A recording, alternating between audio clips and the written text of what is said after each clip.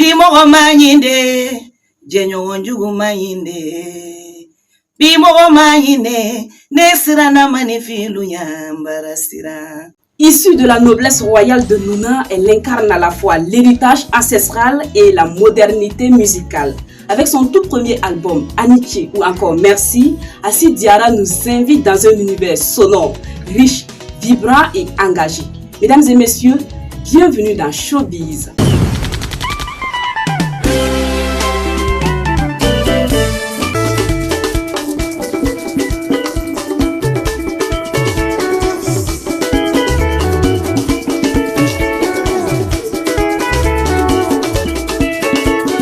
Bonjour et bienvenue. Merci, bonjour madame.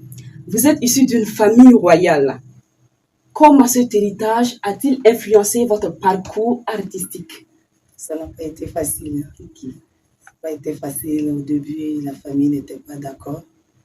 Mais avec le temps aussi, voilà, c'était obligé d'accepter. J'ai vraiment adopté la musique. J'aime beaucoup la musique, c'est ma passion. Donc, j'étais obligée de m'encourager. Sinon, au tout début, c'était pas facile. Hein.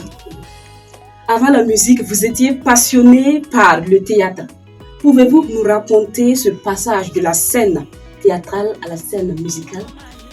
Oui, au début, j'ai commencé par le théâtre à Nouna, avec la compagnie Faso Théâtre de Nouna, d'Ikopat. Voilà, déjà, même au niveau du théâtre aussi, quand il y avait des chants à interpréter, les danses, c'est moi qui chantais. Vu que c'est depuis à bas âge que j'ai commencé à chanter, voilà. On partait au chant, à la maison. J'étais toujours la petite qui essayait d'amener la joie dans le cœur de tout le monde. Même si, bon, au début, ils prenaient ça pour, voilà, de l'amusement parce que j'aimais beaucoup m'amuser et puis chanter. Le théâtre, vraiment, j'adore le théâtre. Et quand je suis arrivée à Ouaga ici, je voulais continuer le théâtre. Mais je n'ai pas eu l'occasion de le faire.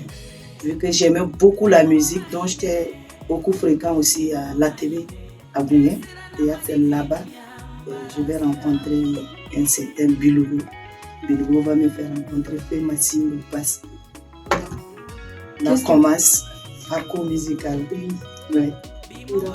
Qu'est-ce qui vous a vraiment poussé à faire de la musique votre passion? Ou bien votre, comment on appelle ça? J'aime beaucoup la musique. Ok. Premièrement, j'adore la musique. La musique, je ne sais pas, la musique me déstresse en fait. Ça m'amène à oublier tous les soucis du monde. Et quand je chante, au début, je chantais pour me faire plaisir. Après, j'ai compris que les gens adoraient ce que je faisais. Et je me suis dit, mais pourquoi pas partager ma joie avec les autres? Peut-être que le fait que la musique, déjà, moi, ça m'amène à oublier mes soucis. Peut-être que c'est pareil pour les autres. Et à partir de là, j'ai vraiment pris la musique comme un travail comme les autres. Et vu aussi les aînés qui étaient là, le premier orchestre où j'ai intégré pour apprendre le live, ça m'a beaucoup motivé, m'a beaucoup encouragé. Comme vous venez de le dire, vous avez été entouré de grandes figures musicales telles que Massimbo ou encore Abdoulaye Cissé. Oui. Que retenez-vous de ces rencontres formatrices? Ouais, qui est du positif, hein, parce que Cissé, il m'a toujours encouragé. Je peux dire, cet album, je le dois à Cissé, il m'a toujours dit, ma petite soeur, moi je l'appelle papa, mais lui m'appelle toujours ma petite soeur, accroche-toi, je ne veux pas que tu restes dans le maquis, t'habituer aux petits jetons du maquis et ne pas créer un album. Je t'encourage toujours, à chaque fois qu'on se voit, dire, tu n'as pas encore fait quelque chose, je dis, tonton, je vais le faire.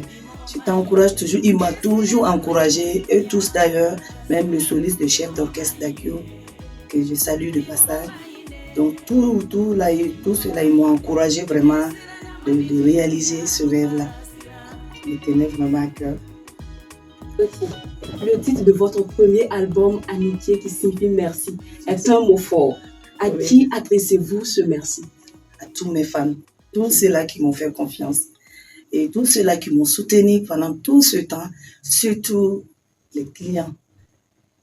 La clientèle, partout où je suis passée dans les orchestres, je n'ai jamais eu de problème avec un client. Ils m'ont toujours soutenu, ils m'ont toujours apprécié.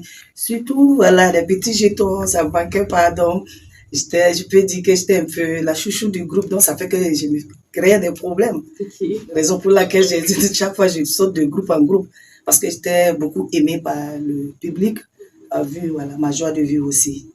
Voilà. Dans le titre Bimogo, vous dénoncez la méchanceté et l'hypocrisie. Ce titre s'inspire-t-il d'un fait réel?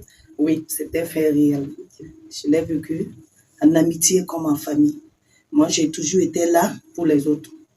Je ne suis pas hypocrite. Quand je ne t'aime pas, je ne t'aime pas. Je ne peux pas le cacher.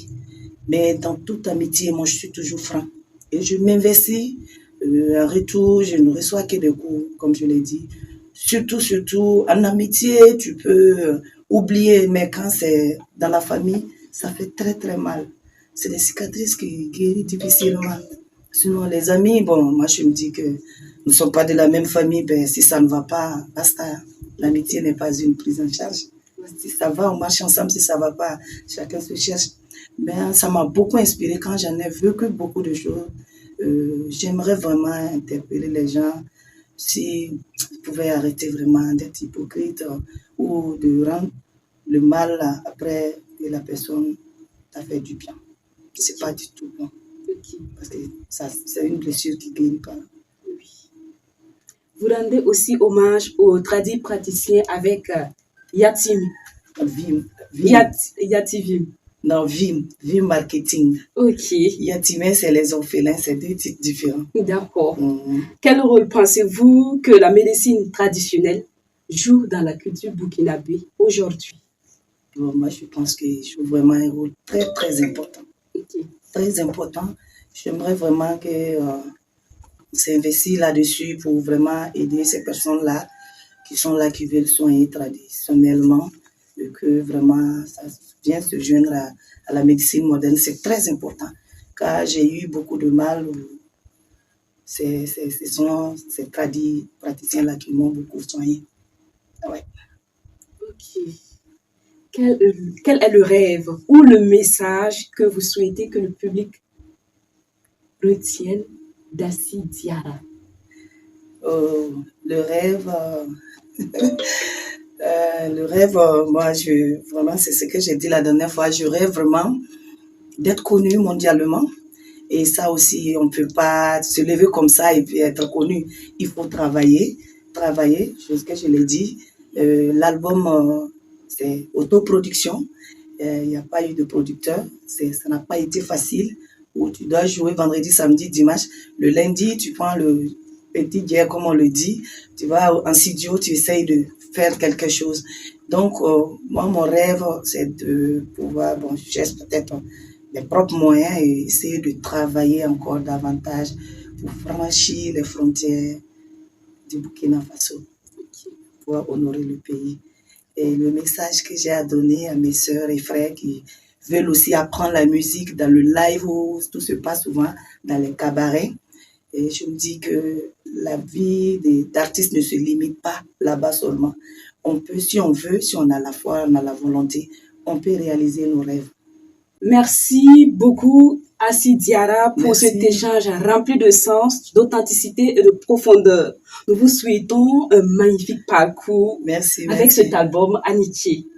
Et que votre message continue de résonner dans les cœurs des Burkinabés et au-delà. Oui, au-delà, oui. C'est ici que prend fin notre entretien. Je suis Thérèse Danem et René Sora était à la réalisation. À très bientôt pour un autre numéro. Au revoir.